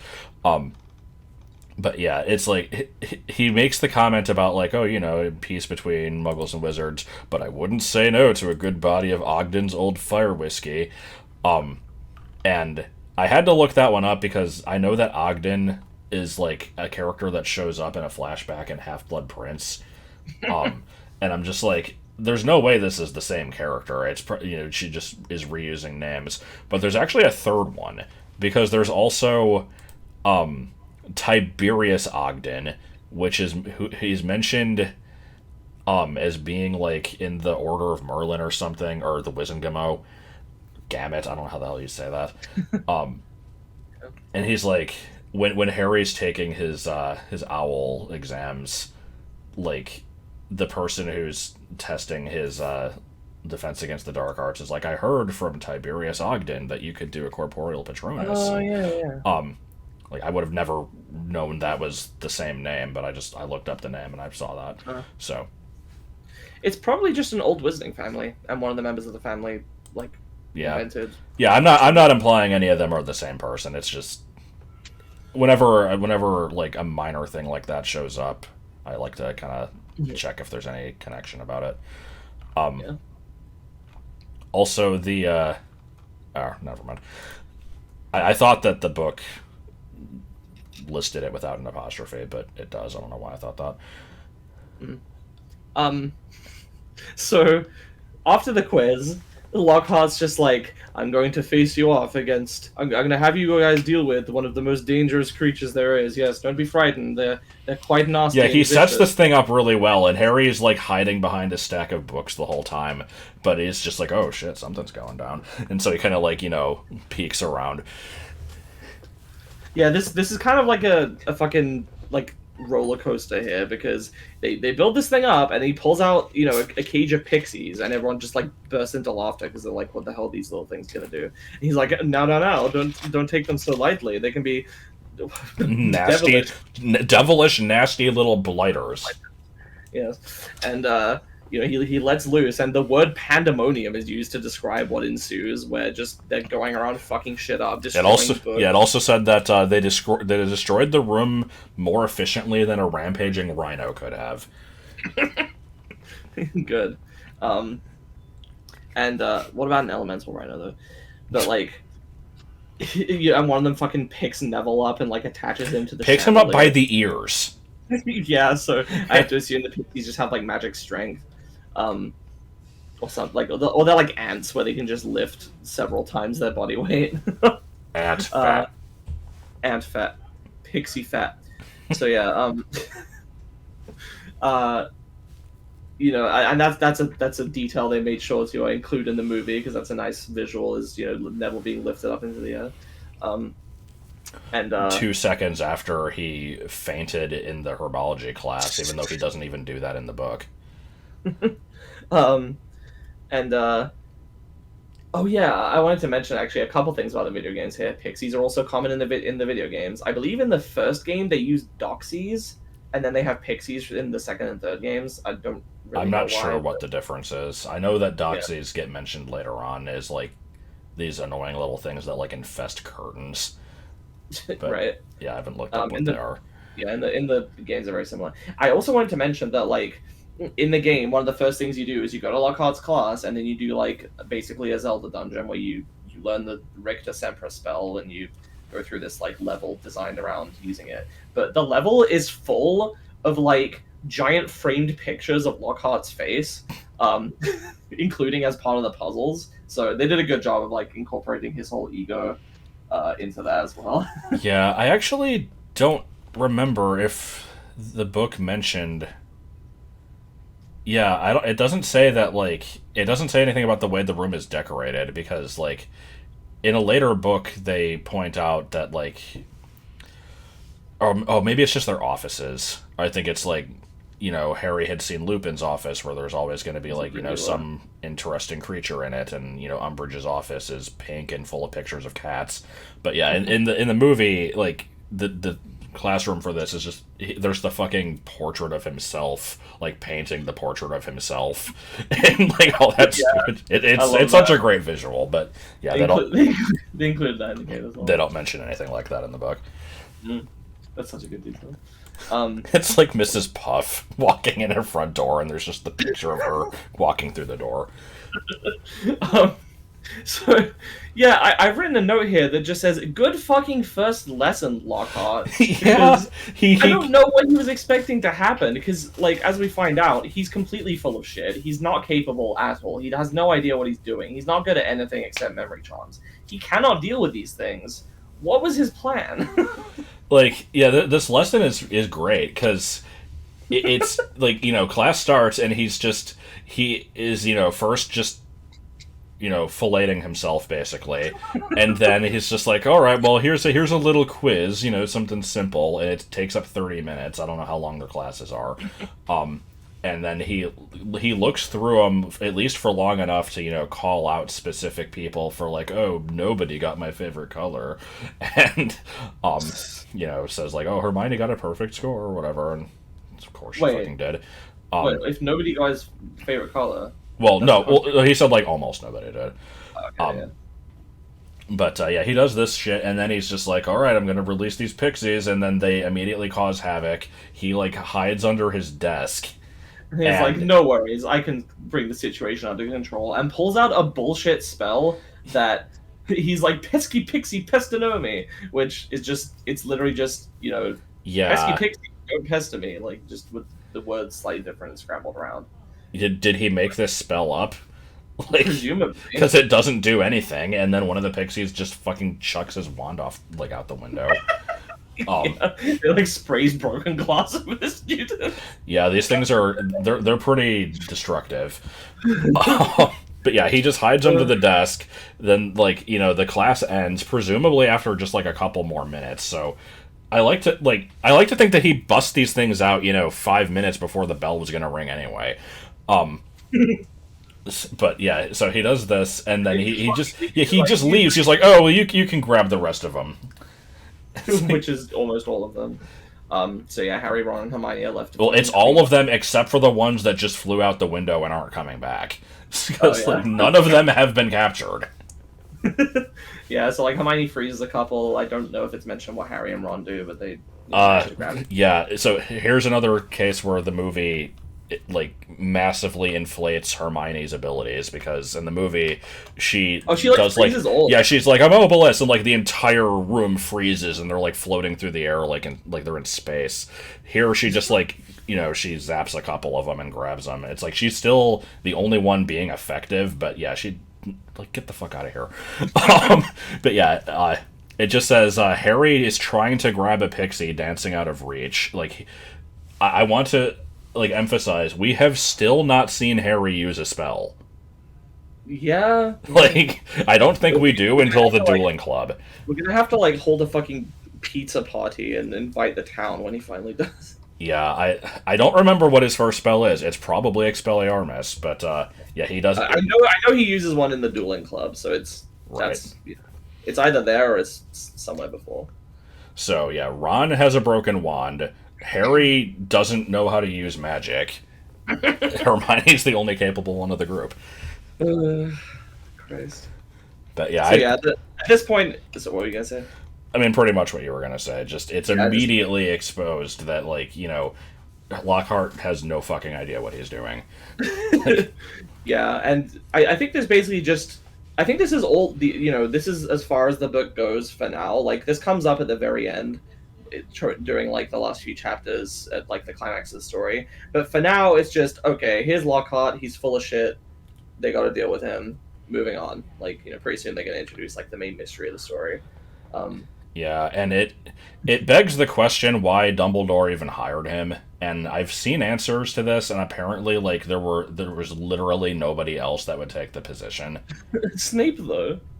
Yeah, the problem with that is, I guess they couldn't find a potion teacher. Well, no. Here's the thing: this is a case you could argue of Dumbledore being kind of shitty, because he won't put Snape in that position because the position is cursed, and he needs to have like this is just a fact. It's not even just like theorized. Like it is cursed. Nobody can have it for more than a year.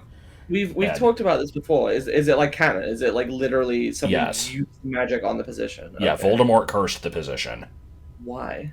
Because he was denied the ability to teach it, and he was being petty. Good shit. But yeah, so like if Dumbledore gave Snape this position, then like he Snape would be gone by the end of the year. But I guess like it I don't know. It's the type of thing where if the position's fucking cursed, that basically means that like anybody that you hire is gonna have like there's gonna be some risk involved. So like, do you tell them about it? I don't know. But it's like if this is only being done. If this is only being done because, like, I need to keep Snape around, like, I can't give him this because, something might happen. Like, the alternative... Yeah, the alternative is, let's bring in this teacher that doesn't know how to do fucking anything, and just, the kids aren't going to get educated. Like, how are the fifth years going to get through their owls? Like, I gotta wonder how precise this stupid curse is. Is there any way that you could rename the subject, or could you hire a teacher that isn't technically teaching Defense Against the Dark Arts, but they managed to pass on this information while being a different faculty member? It's like, oh, this person is the dean of students for this year, and like we've never had a dean before, and they're like, don't worry about it. Also, there's no Defense Against the Dark Arts teacher. Don't worry about that either. This is not the Defense Against the Dark Arts teacher. Looks around. Pretty much. It's kind of weird. I'm not sure how you curse a job position. I mean, it's like fucking Demise's death curse. Second reference to Ending of Scarlet Sword today. It's almost like we just finished that recently. Yep. But yeah, it's like, let's go through the list here. So the first teacher dies, and even if he hadn't.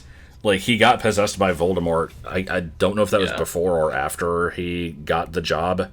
I don't know. This one, he gets his memory erased.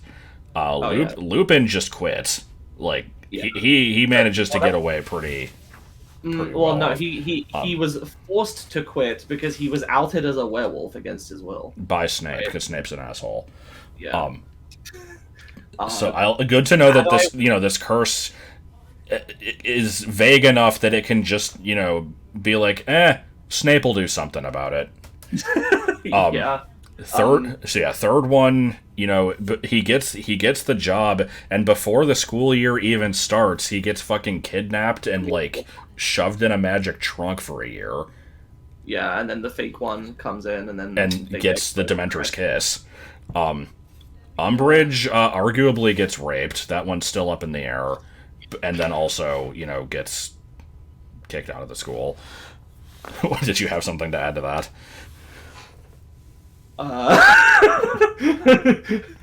I have a story about that, but we should probably save it when we get there. Okay.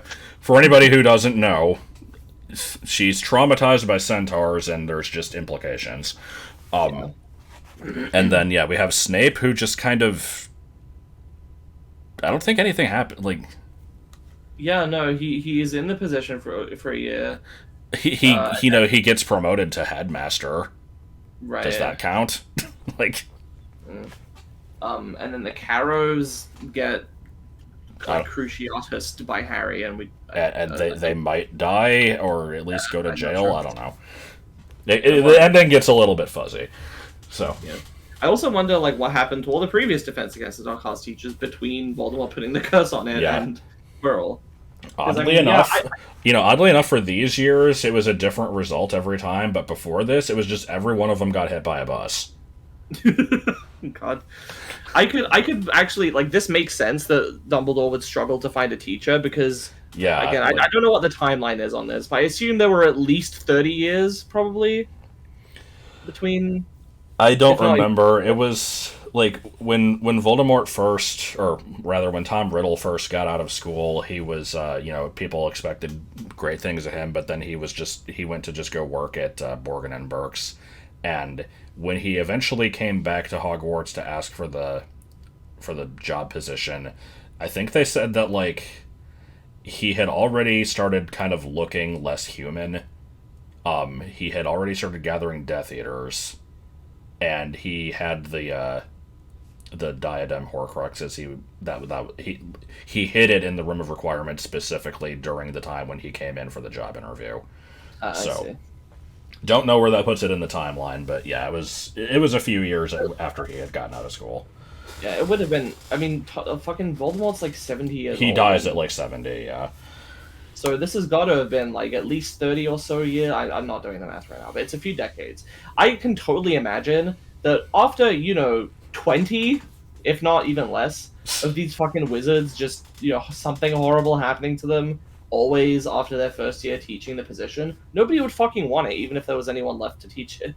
Yeah. Everyone would just be like, yeah, I'm not doing that. And I don't remember if I mentioned this in the last book, but apparently the whole idea of the teacher changing every year was a reference to Spinal Tap, where I've not seen that movie, but like there's apparently a running gag where like their drummers keep dying and have to get replaced, and I think Rowling has said that like this was a reference to that. That's funny. I like that. I mean, it's actually an interesting thing. It keeps it fresh. You always, you start up a new Harry Potter book if you don't know what you're getting into, and you're always like, okay, what's the defense against the Dark Arts teacher's deal going to be this time? Because they're always at least somewhat relevant. Like Lockhart and Caro and the Caros are the least relevant, right? But the others all do stuff in the story, so basically just an excuse to introduce a new flavor of the book character, I guess. Yeah. Anyway, we've gotten massively off track here. I guess we should wrap it up. Did you want to check comments? Yeah, I have it open here. So somebody mentioned that like the car in the thumbnail looks like Lightning McQueen. We also noticed this before recording and then just forgot to mention it. Yeah, it was the first thing I noticed when I started taking my notes for that chapter. Is I'm like, why the fuck is this just Lightning McQueen? Like, it absolutely is. So we got a couple comments about that, and the other one, which I'm annoyed about this because this is reminding me of the fucking terminal velocity and what's the other one, like film dubbing, yeah. Which it's not a case of me being wrong about something. It's just a case of people misunderstanding or like not listening to what I said. I said, like, if my family, I was basically just making a joke about my family having the most sensitive ears in the world, and I'm like, they wouldn't have been able to sleep through Harry escaping by car. And then there were two different people that were like, no, it makes sense. Some people are really heavy sleepers. I've seen it. I've known all these people. I'm like, we were just making a joke. I didn't say anything about the Dursleys. I just said my family are light sleepers. I didn't say heavy sleepers don't exist. But come on. That's it. That was all we had. Pretty much, yeah. Okay. Leave more comments. It'll be cool. Yep. They don't have to be relevant. Okay, maybe they probably should be. They should be a little relevant. Yeah. As a treat. Okay. I guess that's going to be that then. I assume we're continuing the 2 chapters at a time, so we're going to be having... Very likely. Let me have a look. So that ends on... Mudbloods and Murmurs. And then... which is... Death Day Party. Oh, God, the Death Day Party is so fucking irrelevant. It really is, yeah. But, yeah. So next time we'll get introduced to Wizard Swears, or Wizard Slurs, if you will. Oh, no. 26 pages, so yeah, we can do 2 chapters. Okay. Look forward to that. Beans. I always say beans, I don't know why. And pie. Yes.